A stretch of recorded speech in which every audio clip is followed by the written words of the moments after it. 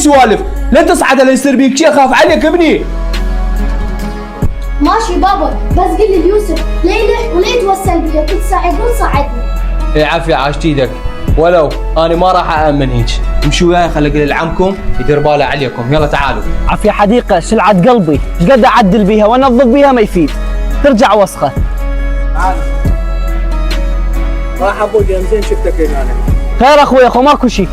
لا ماكو شيء، ما طول قاعد هنا وقريب على المحل، اريدك تحط عينك على يوسف، ليه يصعد بهذا السكوتر لين ما امن بيهم. بالبارحه قدام عينك شلون ابن الجيران تكسر ووديناه للمستشفى من وراء هاي السكوتر.